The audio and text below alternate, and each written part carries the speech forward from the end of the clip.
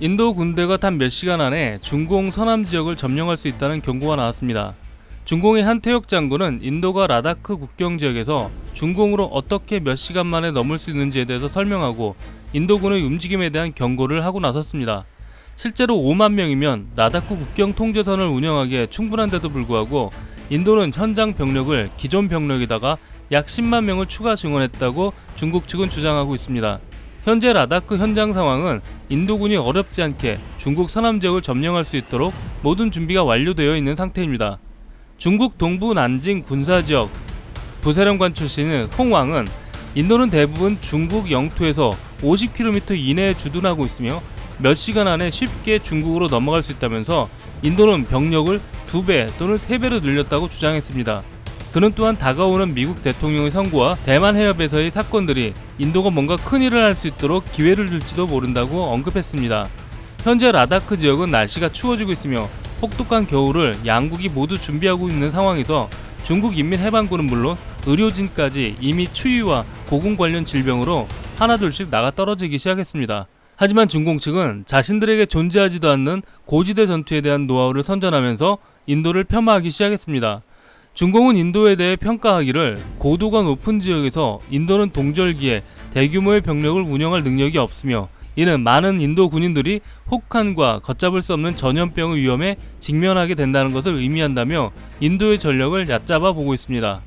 실제로 인도군의 군수 물리 능력은 중국과 비교되지 않을 만큼 낙후되기는 했습니다. 그러나 인도군은 이미 15만 톤 이상의 군수 물자를 라다크에 옮겨 놓았습니다. 현재 라다크에는 방대한 양의 탄약과 장비를 위한 연료 그리고 군량이 저장되어 있습니다. 그 외에 인도군은 14개 코스의 물류 운반 도로를 구축하고 확보해 놓은 상태입니다. 인도의 아르빈드 카푸어 소장은 이 14개 물류 코스를 언급하면서 라다크 지역 어느 곳이든지 인도군에 필요한 물자는 언제든지 보급이 가능하다고 했습니다. 또한 이러한 물류와 관련된 훈련은 이미 지난 20년간 해온 것이라는 사실도 매우 중요하다고 덧붙였습니다. 인도군은 혹독한 겨울에 있을 전쟁에 대비하여 매우 적극적으로 준비했다고 합니다. 실제로 중공이 인도에 대해서 두려움을 느끼는 부분은 인도가 중공군의 위협에 대응하기 위해 통제선을 넘어 전략도로와 터널 건설을 빠르게 추진해 왔다는 사실이며 심지어 길이 9km에 고도가 3000m가 넘는 완전한 터널까지 갖추고 있다는 사실입니다. 이 터널의 이름이 바로 아탈 터널입니다. 이 터널은 중국의 국경 근처에 위치한 세계에서 가장 긴 고공터널이라고 합니다. 그러면 이 터널이 어디에 어떻게 뚫려있는 터널인지 얼만큼 전략적으로 중요한지 구글 어스로 직접 확인해 보도록 하겠습니다.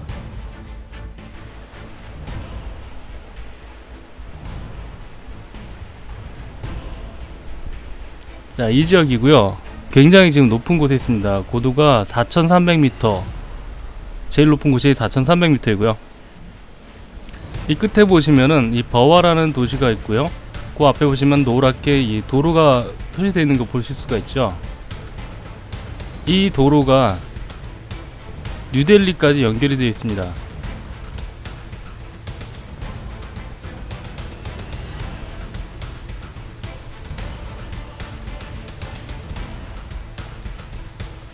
뉴델리까지 연결이 되어 있죠. 지금 터널이 뚫려 있는 위치가 바로 여기입니다. 여기서부터 여기까지 뚫려 있다는 얘기예요. 여기에 길이를 재보면은요, 이 도로가 끝나는 지점에서 이 터널로 쓸 때 9.2km 나옵니다. 이렇게 뚫고 간 이 지점에서 도로가 이렇게 연결이 되어 있는 거죠.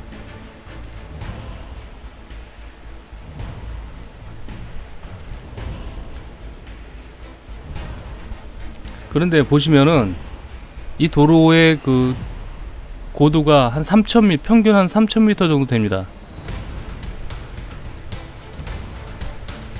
이 높은 도로를 따라서 물류가 이동을 할 수가 있다는 거죠.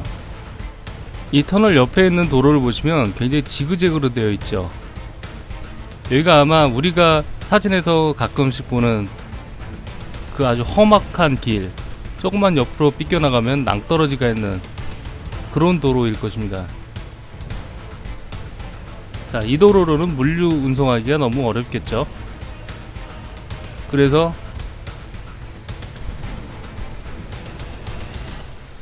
이렇게 도로를 뚫었다는 이야기죠.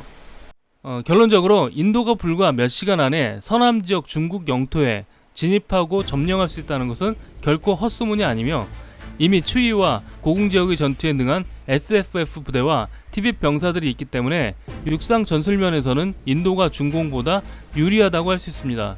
하지만 중공도 이미 오래전부터 최신 전투기들과 헬리콥터를 국경 근처에 배치하였기 때문에 인도의 라팔이 얼만큼 공중 방어를 해주느냐에 따라서 전투의 결말이 날 것 같습니다.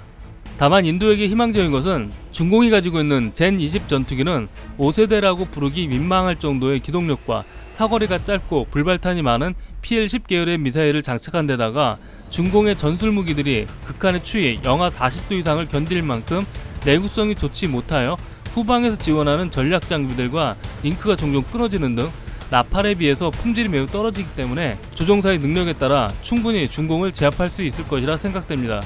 이런 공중방어에 성공하고 티벳 계열의 육상 전력을 성공적으로 투입한다면 서남 지역 정복은 어렵지 않게 해낼 수 있을 것입니다. 이제 겨울이 머지 않았습니다. 11월 미국 대선 종료 후 서남아시아 고지대에서 뭔가 큰 이벤트가 생길 것 같습니다.